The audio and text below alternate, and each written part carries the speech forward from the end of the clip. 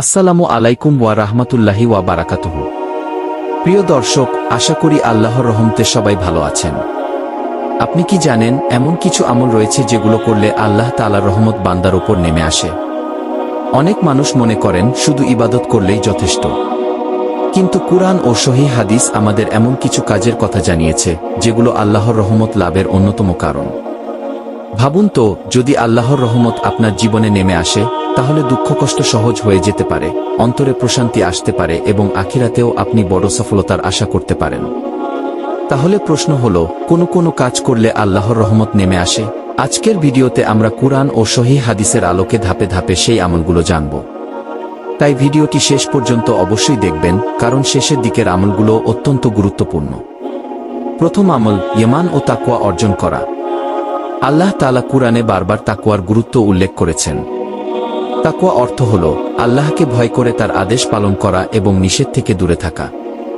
যে ব্যক্তি গোপনে ও প্রকাশ্যে আল্লাহকে ভয় করে, সত্য কথা বলে, হালাল হারামের প্রতি সতর্ক থাকে এবং নিজের জীবনকে ইসলামের বিধান অনুযায়ী পরিচালনা করার চেষ্টা করে, তার উপর আল্লাহর বিশেষ রহমত নেমে আসে।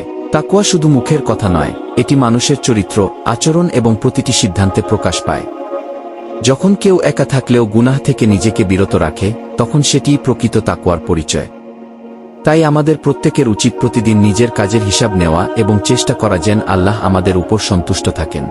প্রথম অংশে আমরা জেনেছি যে ঈমান ও তাকওয়া আল্লাহর রহমত লাভের অন্যতম বড় কারণ।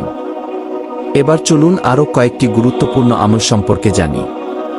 দ্বিতীয় আমল, কুরআনকে আঁকড়ে ধরা। আল্লাহ তাআলা কুরআনকে শুধু একটি কিতাব নয়, বরং মুমিনদের জন্য হিদায়াত ও রহমত হিসেবে নাইল করেছেন। যে ব্যক্তি নিয়মিত কুরআন তিলাওয়াত করে, এর অর্থ বোঝার চেষ্টা করে এবং নিজের জীবনে তা বাস্তবায়ন করে, সে আল্লাহর রহমতের অধিকারী হওয়ার আশা করতে পারে।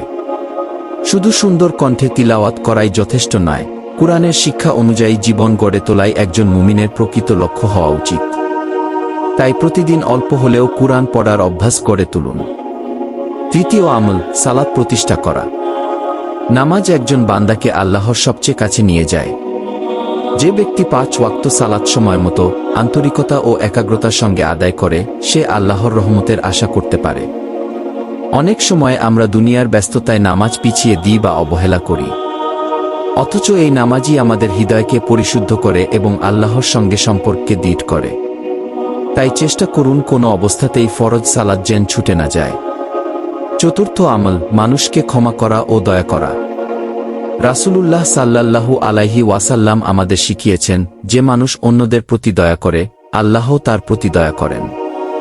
কেউ যদি আপনার সঙ্গে অন্যায় করে, আর আপনি প্রতিশোধ নেওয়ার সুযোগ থাকা সত্ত্বেও আল্লাহর সন্তুষ্টির জন্য তাকে ক্ষমা করে দেন, তাহলে এটি অত্যন্ত মর্যাদাপূর্ণ কাজ।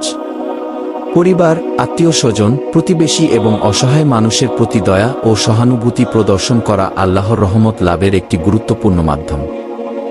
একটি ছোট হাসি, একটি ভালো কথা বা একজন বিপদগ্রস্ত মানুষকে সাহায্য করাও আল্লাহর কাছে অনেক মূল্যবান হতে পারে।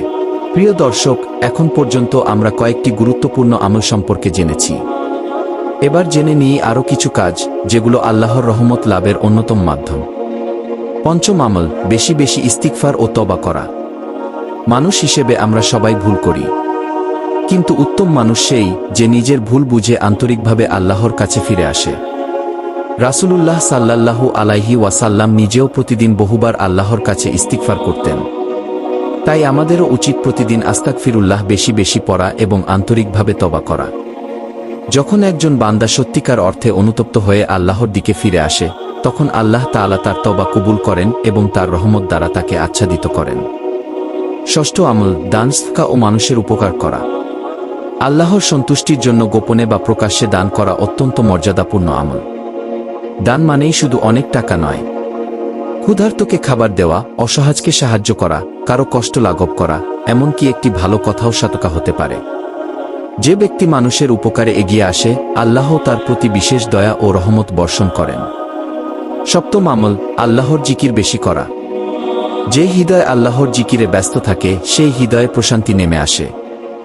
সুবহানাল্লাহ, আলহামদুলিল্লাহ, আল্লাহু আকবার, লা ইলাহা ইল্লাল্লাহ, এই সহজ জিকিরগুলো নিয়মিত পড়া। প্রিয় দর্শক, আল্লাহর রহমত কোনো মানুষের শক্তি, সম্পদ বা মর্যাদার উপর নির্ভর করে না, বরং তা অর্জিত হয় আন্তরিক ঈমান, তাকওয়া, সালাত, কুরআনের অনুসরণ, তবা, দানস্তাকা, জিকির এবং উত্তম চরিত্রের মাধ্যমে। আজ থেকেই আমরা সবাই নিয়ত করি, প্রতিদিন অন্তত একটি ভালো আমল নিয়মিত করার চেষ্টা করব। হয়তো সেই ছোট আমলটি আল্লাহর রহমত লাভের কারণ হয়ে যাবে। আল্লাহ তাআলা আমাদের সবাইকে তার রহমত, ক্ষমা ও হিদায়াত দান করুন এবং দুনিয়া ও আখিরাতে সফলদের অন্তর্ভুক্ত করুন। আমিন। ভিডিওটি ভালো লাগলে অবশ্যই একটি লাইক করবেন, আপনার মূল্যবান মতামত কমেন্টে জানাবেন এবং এমন আরও কুরআন ও সহিহ হাদিস ভিত্তিক ইসলামিক ভিডিও পেতে আমাদের চ্যানেলটি সাবস্ক্রাইব করে পাশে থাকা বেল আইকনটি অন করে রাখবেন। তো দেখা হচ্ছে আবারও পরবর্তী কোনো ভিডিওতে। ততক্ষণ পর্যন্ত আপনারা সবাই ভালো থাকবেন, সুস্থ থাকবেন। আল্লাহ হাফেজ।